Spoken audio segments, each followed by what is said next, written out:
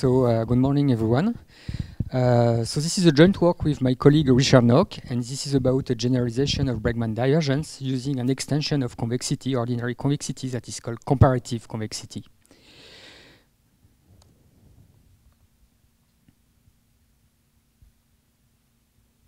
Okay, so let me recall you the ordinary background. So with the notion of convexity and Jensen and Bregman divergences.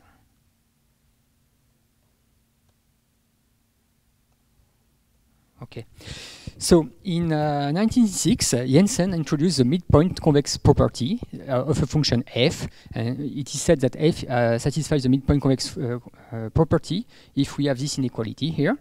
And any continuous function having this midpoint convex property also satisfies the common convexity property for any lambda here. And moreover, when this inequality is strict for distinct point and lambda in between 0 and 1, then we have the strict convex property. We should be careful because if you only have the midpoint convex property and not the continuity of the function, then it may not be convex. So you have some examples that are reported in former papers. So a divergence in information geometry can be said as a smooth dissimilarity measure. And we say that the divergence is proper if it satisfies the law of the indecinables. And from the Jensen inequality, we can design a divergence by taking the right-hand side minus the left-hand side. And we design the Jensen divergence as follows here. And we can, moreover, instead of taking 1/2, just take for any alpha between 0 and 1 and have the skew Jensen divergence here, where we have some kind of symmetric relationship between the reference points written here. So this is a traditional framework. And of course, in information geometry, the canonical divergences of dually flat spaces are Bregman divergences, where the formula is recalled here. And we know that Bregman divergences can be interpreted as limit cases of scale skew Jensen divergences here. So this has been shown by Zhang in 2004 and other people. So a geometric interpretation of the Jensen skew divergence and the Bregman divergence is as vertical gap when you plot the convex function. Here you will have the skew Jensen divergence as a vertical gap between the chord and the point at the function, and you will have the Bregman divergence as a vertical gap from the point of the function at P with the point evaluated at the tangent plate emanating from Q evaluated at P. Okay, and of course when you scale that, they become in the limit case similar. So now let me introduce this generalization. We are going to define what is comparative convexity. And the idea is to define Jensen divergence with comparative convexity and to take the limit to define a generalization of Bregman divergences. Okay? So for that, we are going to use not arithmetic means, as it is usual, but abstract means function. So a mean between two scalar values, P and Q, is contained between the extrema, so between the mean and the max. And we will say that a function, by definition, we will say that a function f is midpoint Mn convex if and only if it satisfies this inequality here. So basically, you can see that if you take the arithmetic mean for M and N, you recover the usual Jensen midpoint convexity. Okay, so this is just a generalization by introducing means. Okay, so now means can have various properties, and we will require the means to have a special property that we call regularity. So let me introduce you what are regular means and to give some examples of regular means and non-regular means.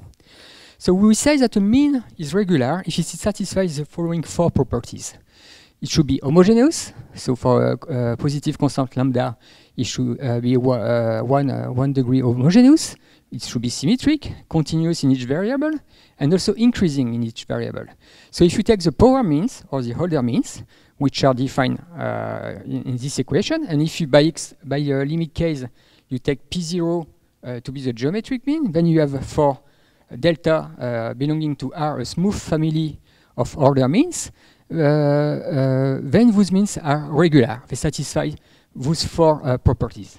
And the power means are just an example of something that is called quasi-arithmetic means, also called Mogorov-Nagumo definitive means.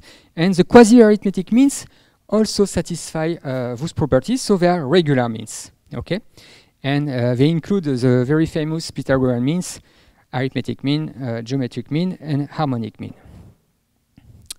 Okay, so you have many kind of ways to construct means and weighted means. You have, for example, construction by mean value theorem. So then you have Lagrange and Cauchy means, Stolakis means, and all those means are regular. So there are families of regular means, but you also have families that are non-regular. For example, the Lemmer means. Okay, so not all means are regular. So now the property of having a regular means is going to help us to guarantee that the generalization of skew-Jensen divergence will be proper. And this is, so if we take Mn midpoint convex property F and that the mean are regular, then the skew-Jensen divergence will be behaving well. They will define the proper divergence. So we consider an extension of means by putting some weights, 1 minus alpha alpha, and we define the Mn convex property of a function f as follows. So instead of having arithmetic mean, you put m and n, okay? And basically, we again have the fact that if it is continuous function and midpoint convexity, then you have the Mn convexity property for any alpha, okay? And this allows us to define the generalization of a skew Mn Jensen divergence by taking the difference between the left-hand side and the right-hand side with still the symmetric properties that holds. So now the key idea to get a generalization of Bregman divergence is to take a limit argument by taking alpha going to 0 and 1 and to see if that limit exists, what will be the generalized Bregman divergence for Mn convexity. So this is the definition of a generalized Bregman divergence. We just, as I said before, define them as limit cases when alpha tends to 0 or 1. And for having a proper generalization of Bregman divergences for Mn convexity, we need to prove that the limits exist and also that the Bregman divergences are proper, okay? That satisfies the law of indecidability. And if you take quasi-arithmetic means, which are regular, we end up for scalar divergences, we end up with this formula here, okay? And this formula, if you take tau to be the or and rho to be the identity function, you recover, of course, the usual Bregman divergence, but you can get for any pair of quasi-arithmetic means a generalization of a Bregman divergence. Okay, and the proof, I'm not going to go into details, is by taking first order Taylor expansion of the weighted means, and you will find that weighted quasi-arithmetic mean first order approximation is that, and then you will look now at the second term with f of another weighted mean, and you will take again Taylor first order Taylor expansion. And in the end, you will find this is this expression. So now what we have to do is to prove that those divergences are proper.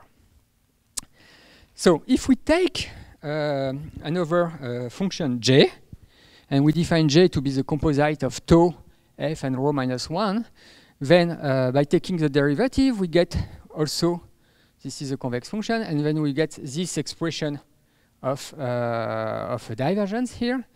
And what we have is that we have the fact that our rho tau generalization of Bregman divergence is just a scaled version of an ordinary Bregman divergence on the rho representation. And this proves that our divergence, rho tau generalized Bregman divergence, is proper. Okay. So now we can instantiate it for power means or Holder means. We just choose the rho and tau as a polynomial of degrees delta 1 and delta 2, and we end up with this formula, and we can check when the delta 1 equal delta 2 equal 1, then we get the usual scalar Bregman divergence. Okay, So now we need to check whether a function is Mn convex or roto-convex, and this test can be done as a usual convexity test on a composite function. So you will say that f is roto-convex if and only if tau rho f rho circ inverse of rho is ordinary convex. Okay, so this is a very easy proof and very well-known proof from I think the 60s by Axel. This is just here. You just have to consider that tau is increasing function in that case, not only monotonous but also increasing. And you just plug the things and you will have this equivalence between roto-convexity and ordinary convexity on the transform composed function here. Okay. So let me summarize the contribution of this work. We have introduced a new generalized notion of skew Jensen divergences, and by taking limit arguments, we introduce generalized Bregman divergence. And the notion we use for doing that is to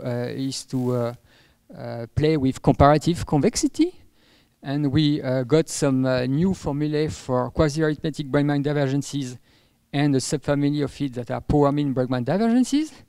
We can interpret those divergences as a conformal divergence, so a scaling factor of an ordinary Bregman divergence, which shows that it is proper. And I think this work emphasizes on the fact that weighted regular means are also at the heart of dissimilarity function and divergence. And we can also use other notion of means to define other kind of generalization. For example, by taking comparable means, when you can compare families of means that you can compare, you can introduce a new generalization of Bhattacharya statistical distance. This is not explained in these slides, but you can have a look at the archive. So I just want to conclude by some kind of maybe philosophical question. When we have information geometry from a convex function, we can introduce a dually flat space with a canonical divergence that is a Bregman divergence. But convexity, ordinary convexity, is up to affine transformation, which is an extrinsic. So from an extrinsic function, we build an intrinsic geometry. And here, by taking a generalization, we want to better understand what is the embedding of data, what is the role of means in the construction of information geometry. So I think there will be ongoing work in that direction. So thank you.